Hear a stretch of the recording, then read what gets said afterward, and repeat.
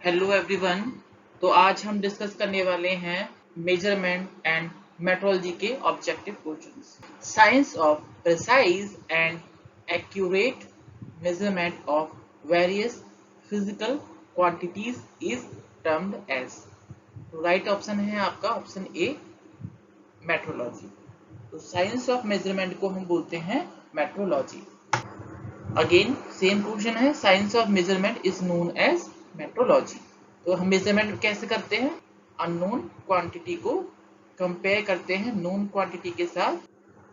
The more correct a sensor can measure the more डेस it is. तो अगर आपका कोई सेंसर करेक्ट वैल्यू दे रहा है तो क्या बोलेंगे कि वो मोर एक्यूरेट है। क्यों? क्योंकि एक्यूरेसी की अगर हम डेफिनेशन को देखें तो डेफिनेशन के accordingly it describes the nearness of a measurement to the standard value. तो जो ट्रू वैल्यू है उसके हम कितने करीब हैं, इसका मतलब होता है कि हम कितने एक्यूरेट हैं। जैसा कि आप डायग्राम में देख सकते हैं, मींस ये जो आपका रेड जो जोन है ये ट्रू वैल्यू को बता रहा है और हम अगर उसके करीब हैं तो हम एक्यूरेट हैं। अगर इस वाले डायग्राम में अगर हम देखते हैं, इस वाले डायग्राम में, तो इस वाली रीडिंग को हम बोल सकते हैं कि ये एक्यूरेट है क्योंकि ये रेड जोन के पास है। बाकी की रीडिंग को हम बोलेंगे कि इनएक्यूरेट रीडिंग है।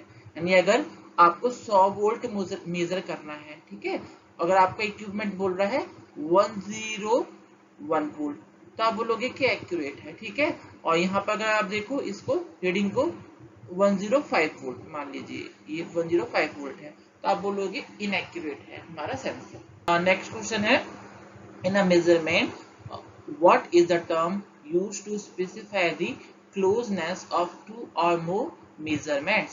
तो मेजरमेंट सिस्टम में दो रीडिंग के बीच की जो क्लोजनेस है उसको हम क्या बोलते हैं? हम बोलते हैं प्रेसिजन। जैसा कि आप डायग्राम में देख सकते हो कि पहले केस में प्रेसिजन नहीं है। राइट वैल्यू है 100 वोल्ट, तो कभी 101 है, कभी 105 है, कभी 103 है वोल्ट, ठीक है। तो जो इंस्ट्रूमेंट है वो काफी स्कैटर रीडिंग दे रहा है ना, scatter in the data. Precision क्या बताता है? Scatter in the data. आप सेकंड डायग्राम में देखिए तो पूरा क्लस्टर एक ही जगह है, ठीक है, तो ये प्रिसाइज है बट एक्यूरेट नहीं है क्योंकि जो ट्रू वैल्यू से काफी दूर है। और थर्ड डायग्राम अगर आप देखेंगे तो इसमें जो इंस्ट्रूमेंट है वो एक्यूरेट भी है और प्रिसाइज भी है क्योंकि जो रीडिंग है वो एक दूसरे के आसपास है। तो आसपास होने का मतलब precise. The smallest change which a sensor can detect is termed as. तो सिंपल सी बात है कि अगर आपका जो मेजरमेंट सिस्टम है उसमें क्या होता है कि कोई भी इनपुट क्वांटिटी होती है उसको हम कन्वर्ट करते हैं किसी आउटपुट क्वांटिटी में। जैसे कि एग्जांपल हम लेते हैं स्प्रिंग बैलेंस से, जो हम वेट मेजर करते हैं, ठीक है ना। तो स्प्रिंग बैलेंस पे आपने वेट लगाया, ठीक, और यहाँ पर सपोज कीजिए कुछ डायल है, ठीक है, जो वेट बताएगा, ठीक है, पॉइंटर है, ठीक। तो अब वेट लगाने के बाद क्या होगा? स्प्रिंग में होगा डिफ्लेक्शन, क्योंकि वो कैलिब्रेशन की प्रोसेस होती है जहां हम इनपुट और आउटपुट को आपस में कुछ इक्वेशंस के थ्रू रिलेट करते हैं, ठीक। 100 ग्राम्स के बाद अगर आपका इक्विपमेंट 102 ग्राम पे पॉइंटर में कुछ मूवमेंट है, यानी 2 ग्राम्स की चेंज करने पर ही पॉइंटर में मूवमेंट आ रही है, तो 2 ग्राम्स क्या हो जाएगा? इस इंस्ट्रूमेंट का रेजोल्यूशन हो जाएगा। मतलब अगर आप इतना चेंज करोगे ना इनपुट में तभी आपको रीडिंग मिलेगी। अगर रेजोल्यूशन 2 ग्राम्स है और आपने चेंज किया है 1 ग्राम या फिर 0.5 ग्राम्स, ठीक है ना, तो वो रीडिंग नहीं देगा, वो पॉइंटर उसी जगह पे रहेगा। In measurement system, which of the following are undesirable static characteristics? तो ये important question है काफी। तो जितने भी static characteristics हैं वो यहाँ पर given हैं आपको, और जितने भी undesirable हैं उसको मैंने red से हाईलाइट किया है। तो हमको एरर नहीं चाहिए, तो स्टैटिक एरर अनडिजायरेबल है। ड्रिफ्ट भी नहीं चाहिए, डेड जोन भी नहीं चाहिए और हिस्टैरिसीस नहीं चाहिए। इन स्टैटिक कैरेक्टरिस्टिक्स के बारे में अगर आप डिटेल में जानना चाहते हैं तो मेरे चैनल पे लेक्चर्स अवेलेबल हैं, आप वहां पर देख सकते हैं। तो एक्यूरेसी हमको चाहिए, प्रिसीजन हमको चाहिए, सेंसिटिविटी हमको चाहिए और प्रोड्यूसिबिलिटी हमको चाहिए, ठीक है। तो यहाँ पे आपका राइट ऑप्शन है जो है बी। तो ये सब अनडिजायरेबल है, ड्रिफ्ट, ठीक, static error and dead zone.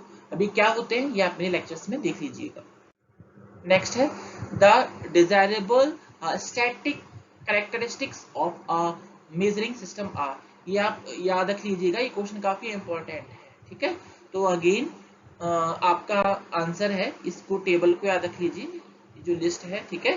तो इसमें accuracy, precision, sensitivity and reproducibility, ये क्या है, डिजायरेबल है, ठीक है। तो आपका राइट आंसर है ऑप्शन बी। आगे बढ़ते हैं नेक्स्ट क्वेश्चन पर। During a measurement for a measure value b, the absolute error is obtained as a. What will be the relative error of the measurement? तो सिंपल सी बात ये है कि 100 वोल्ट को 101 वोल्ट मेजर किया इंस्ट्रूमेंट ने, ठीक है। तो एरर क्या हो जाएगा, 1 वोल्ट। इनको आपस में सब्स्टिट्यूट कर देंगे, तो ये आपका हो गया एब्सोल्यूट एरर। एब्सोल्यूट एरर हो गया आपका 1 वोल्ट, ठीक। और अगर आप रिलेटिव एरर निकालेंगे तो क्या करेंगे, एक्चुअल वैल्यू से डिवाइड कर देंगे, तो वो आपका हो जाएगा 1/100। तो यहाँ पर आपको एब्सोल्यूट गिवन है ए और ट्रू वैल्यू गिवन है बी ना, तो आपका a/b हो जाएगा, ठीक है, रिलेटिव एरर। तो आगे बढ़ते हैं नेक्स्ट क्वेश्चन पर। The thermocouple circuit which is used to measure temperature works on। तो जो थर्मोकपल है वो वर्क करता है सीबेक इफेक्ट पे। और सीबेक इफेक्ट का मतलब क्या है, अगर आपने दो डिसिमिलर मटेरियल्स को दो जंक्शन पे ज्वाइन किया है, एक जंक्शन को आपने नोन टेम्परेचर पे रखा है और दूसरे जंक्शन को आपने एक डिफरेंट अननोन टेम्परेचर पे रखा है, तो ऐसा करने की वजह से क्या हो जाएगा, इस पूरे सर्किट में एक जो है करंट फ्लो करने लगेगा। उस करंट को फ्लो करके आप टेम्परेचर को मेजर कर सकते हैं। तो इस फिनोमिना को जहां आप ऐसा करते हो कि दो डिसिमिलर मेटल को ज्वाइन करते हो और दोनों उसकी जो जंक्शन है उनको डिफरेंट टेम्परेचर पे रखते हो, ऐसा करने पर करंट का फ्लो होना इन जो मेटल्स में, उस फिनोमिना को बोलते हैं हम सीबेक इफेक्ट। तो इसी प्रिंसिपल पे वर्क करता है थर्मोकपल। तो आगे बढ़ते हैं नेक्स्ट क्वेश्चन में। Which of the following is not a type of pressure sensing element.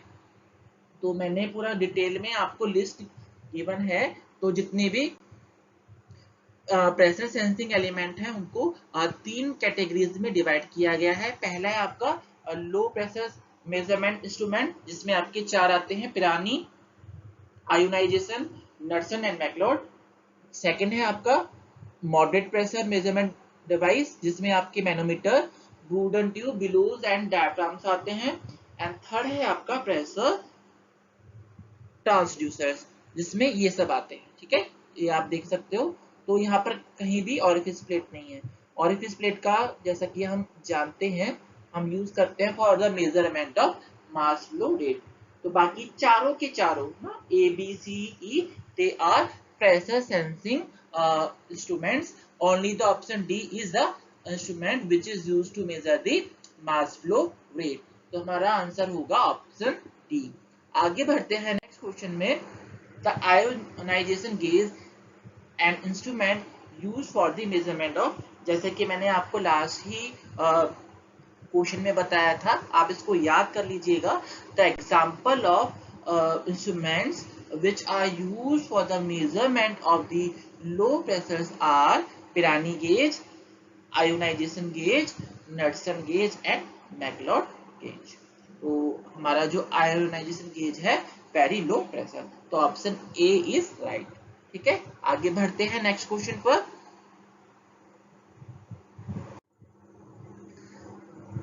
In McLeod gauge, तो मैकलियोड गेज का डायग्राम आपको गिवन है। इसमें होता क्या है, बेसिकली इनिशियली क्या होता है, मरकरी फील्ड होता है, ठीक है, इसमें।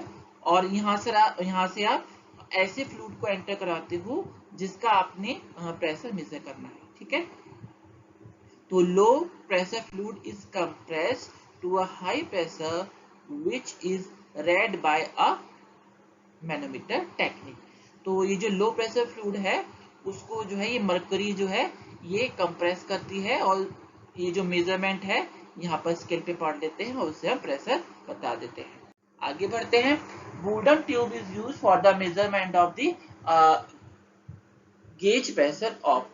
तो जो वुडन ट्यूब है वो गैस और लिक्विड दोनों के गेज प्रेशर को मेजर कर सकते हैं इससे। अब गेज प्रेशर क्या होता है ये मैंने बहुत डिटेल में बताया हुआ है, चाहे तो आप मेरा लेक्चर देख सकते हैं, ठीक है, जिसमें हमने प्रेशर को बताया गया है।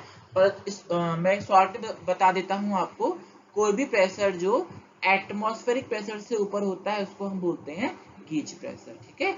एटमॉस्फेरिक प्रेशर से ऊपर के प्रेशर को बोलते हैं गेज प्रेशर, ठीक। तो wooden tube gas and liquid दोनों के प्रेशर को बताता है। आगे बढ़ते हैं नेक्स्ट क्वेश्चन पे। Why tolerances are given to the parts. तो सिंपल सी बात यह है कि कोई भी प्रोडक्शन सिस्टम में 3 फैक्टर्स होते हैं, मैन, मशीन एंड मटेरियल। तीनों चीजों का परफेक्ट होना इज इम्पॉसिबल, ठीक है ना। कभी हो सकता है कि आपके मटेरियल में कोई डिफेक्ट है, या फिर जो वर्कर है वो काम कर रहा है तो काम करते वक्त उससे कोई गलतियां हो जाए, मिस्टेक्स हो जाए, या फिर मशीन में भी कुछ वाइब्रेशंस और भी कुछ डिफेक्ट हो सकते हैं। तो 25 mm का 25 mm डायमीटर का शाफ्ट आपको बनाने के लिए दिया गया है, आप एग्जैक्ट इसी डायमेंशन का शाफ्ट बनाएंगे तो इट इज इम्पॉसिबल। इसलिए टॉलरेंस गिवन होते हैं। तो टॉलरेंस क्या होता है और कैसे गिवन होते हैं वो आगे के क्वेश्चन में हम देखते हैं। तो राइट ऑप्शन है आपका ए।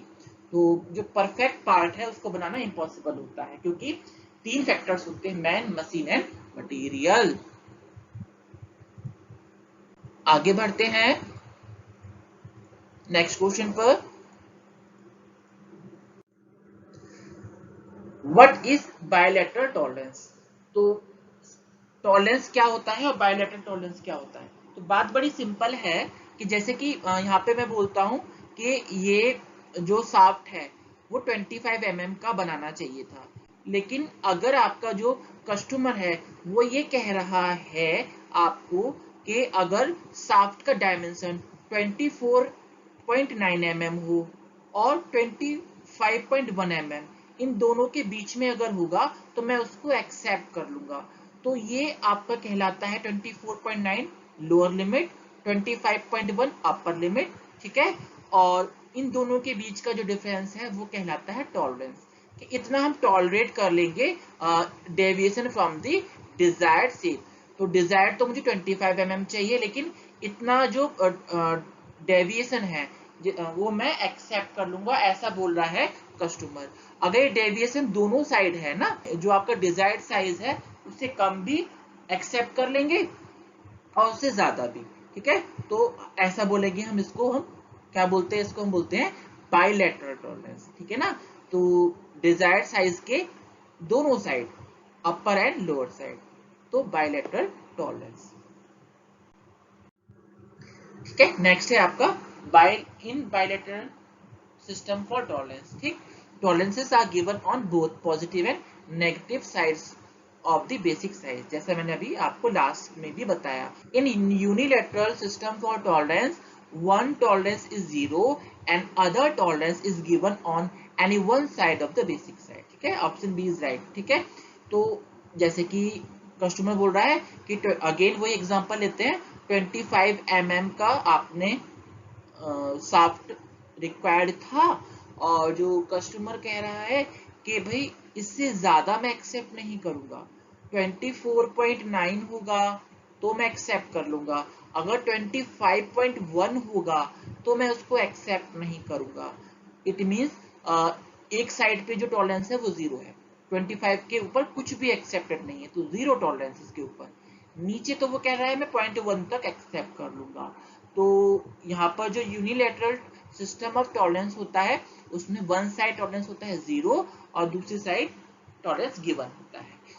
आगे बढ़ते हैं। The relationship that results between the two mating parts before assembly is called. तो दो जो मैटिंग पार्ट होते हैं ना, जब उनको आप असेंबल करते हो, जैसे कि shaft and the hole, hole में शाफ्ट होता है, ठीक है, तो जब इनको असेंबल करते वक्त, ठीक है, इनके बीच का जो रिलेशन है उसको हम बोलते हैं फिट। ठीक, जब इनको असेंबली करेंगे शाफ्ट को होल में, तो भाई उनके बीच में जो टाइटनेस है या फिर लूजनेस है ना, टाइटनेस, तो degree of tightness and degree of looseness, उसको रिप्रेजेंट करने के लिए जो टर्म है उसको बोलते हैं फिट। ठीक है, अगर आपने दोनों के साइज में बहुत कम डेविएशन है, बहुत कम, तो बहुत टाइट होगा, साफ मूव नहीं कर पाएगा होल में। यहाँ पर काफी गैप है दोनों के साइज में, तो इजीली मूव करेगा। तो बेसिकली फिट क्या बताता है, degree of tightness and degree of looseness between the mating parts. ठीक है, तो मैटिंग पार्ट्स के लिए फिट गिवन होता है।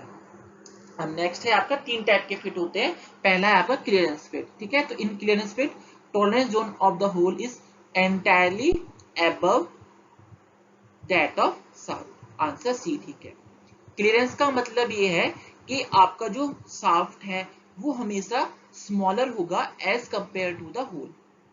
इट मींस शाफ्ट और होल के बीच में हमेशा गैप रहेगा, क्लियरेंस रहेगा। जैसे कि आप ये देख सकते हो, ये टॉलरेंस गिवन है फॉर होल, होल का अपर साइज ये बता रहा है, और ये वाली लाइन बता रही है होल की लोअर साइज को। और यहाँ पर जो ब्लैक में बता रहे हैं ये शाफ्ट के साइजेस को बता रहे हैं, ये अपर साइज है लोअर साइज। तो शाफ्ट कितना भी बना हुआ है ना, कैसा भी बनाओ, ठीक है, 25.1 बनाओ या फिर 24.9, ठीक है, और होल आप कितना भी बनाओ, 26.1 बनाओ या फिर 25.9, लेकिन हमेशा क्या रहेगा, शाफ्ट एंड होल के बीच में गैप रहेगा। कितना भी डेविएशन हो जाए साइज में, लेकिन हमेशा गैप रहेगा, तो वो आपका हो गया, तो क्या हो गया आपका क्लियरेंस फिट। शाफ्ट हमेशा क्या रहेगा, स्मॉलर रहेगा as compare to the hole, और उसको दिखाने के लिए बताया गया यहाँ पे आप देख सकते हैं। क्लियरेंस फिट में हमेशा शाफ्ट है छोटा है as compare to the hole. आगे बढ़ते हैं। In transition fit tolerances zone of hole and shaft overlap. Transition का मतलब ये होता है कि आप देख सकते हो यहाँ पर, ये जो शाफ्ट है इसकी अपर लिमिट और होल की लोअर लिमिट, ये दोनों एक दूसरे की ओवरलैप कर रही हैं, यहाँ पर ओवरलैप जोन है। ठीक है ना, तो ट्रांजिशन में ये होता है कि ओवरलैप करते हैं। ठीक, तो हमेशा जो होल की लोअर लिमिट है वो शाफ्ट की अपर लिमिट से कम होगी। ठीक, तो ये आपका कहलाता है ट्रांजिशन जोन। नेक्स्ट है आपका interference fit. Tolerance zone of hole is completely below that of the shaft. तो आप देख सकते हैं होल के साइज को बता रहे हैं, दोनों अपर एंड लोअर साइज क्या है, शाफ्ट के साइज से हमेशा कम है। तो हमेशा जो है ये जो आपकी फिट होती है वो कैसे होती है, तो आप जो भी ऑब्जेक्ट है उसको पहले हीट करोगे और उसको ठोक पीट के होल में डाल दोगे, और इससे ये बिल्कुल टाइट फिट होती है ना, ये वाली जो फिट होती है इंटरफेरेंस फिट। तो इंटरफेरेंस फिट में क्या होता है, हमेशा याद रखिएगा, shaft is always smaller, sorry, shaft is always larger than hole. ठीक है, लार्जर देन होल। ठीक, आगे बढ़ते हैं नेक्स्ट क्वेश्चन पर। In hole basis system the basic hole is 1 whose lower deviation is 0। तो आप क्या करते हो, जो होल बेसिस सिस्टम है उसमें आप होल का जो है जो लोअर डेविएशन है उसको आप 0 कर देते हो। होल केवल साइज अपर साइज हो सकता है, लोअर, जैसे कि आपने 25 mm डायमीटर का होल बोला, तो उसे कम आप नहीं कर सकते। तो होल बेसिस सिस्टम में क्या करते हैं हम, उसके लोअर डेविएशन को 0 कर देते हैं। आप 25 mm से ज्यादा ही बड़ा होल बना सकते हो, और शाफ्ट को वेरी कर सकते हो। शाफ्ट के साइज को वेरी करके आप डिफरेंट टाइप की फिट ले सकते हो। जैसे ये क्लियरेंस फिट हो गई, और ये आपकी होगी ट्रांजिशन फिट हो गई, और ये इंटरफेरेंस फिट है। तो शाफ्ट के जो भी साइज है उसको हम वेरी करेंगे, लेकिन होल का जो है ना जो लोअर डेविएशन है उसको 0 रखते हैं। ऐसे सिस्टम को हम बोलते हैं होल बेसिस सिस्टम। ठीक, नेक्स्ट है आपका